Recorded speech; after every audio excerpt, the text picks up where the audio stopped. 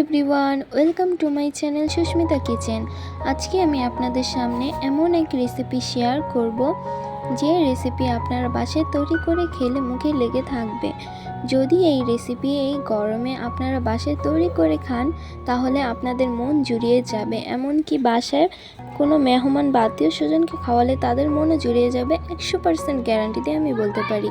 তো ফ্রেন্ডস, আর কথা না বাড়িয়ে রেসিপিতে শুরু করা যাক, আর ভিডিওটি শেষ পর্যন্ত দেখার অনুরোধ রইল। প্রথমেই আমি একটি বলে পাকা আম নিয়ে নিয়েছি এবং আমটা হাত দিয়ে ভালোভাবে চটকে চটকে গালিয়ে নিব।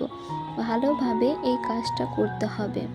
ভালোভাবে আমটা গালিয়ে নেওয়ার পর এখানে আমি 7টা কলার খোসা ছাড়িয়ে কলাগুলোকে হাত দিয়ে চটকে চটকে গালিয়ে নেব।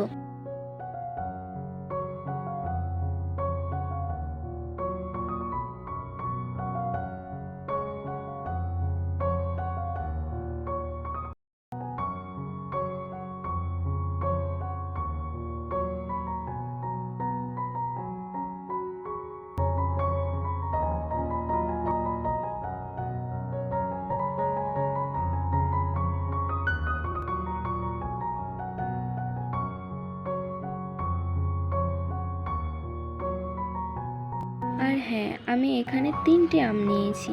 ভালোভাবে কলাগুলো গালিয়ে নেওয়ার পরে এখন আমি বাকি 2টো আমও গালিয়ে নেব। এই 2টো কাজ কিন্তু ভালোভাবে করতে হবে।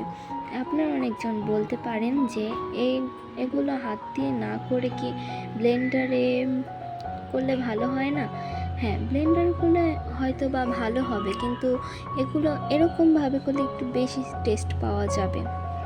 এখন আমি এই 2টো উপকরণ ভালোভাবে মিশিয়ে নেব।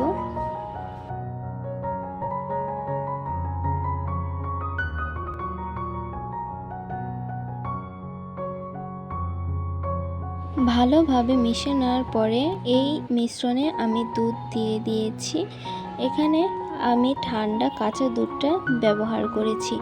আপনারা ইচ্ছা করলে দুধটা জাল করে ঠান্ডা করে নিয়ে রেসিপিটা তৈরি করতে পারেন। এখন দুধটা ভালোভাবে মিশ্রণটির সাথে মিশিয়ে নেব। আপনারা যত বেশি করে এই জিনিসটা মাখবেন তত বেশি কিন্তু এই জিনিসটা টেস্টি হবে।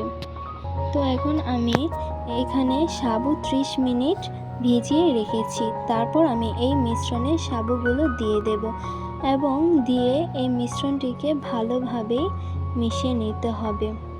ঠিক ভালোভাবে সব কিছুর সাথে ভালো করে মিশিয়ে নেব। আর এই মিশ্রণটা যত বেশি আপনি মাখবেন তত বেশি কিন্তু এই খাবারটা টেস্টি হবে।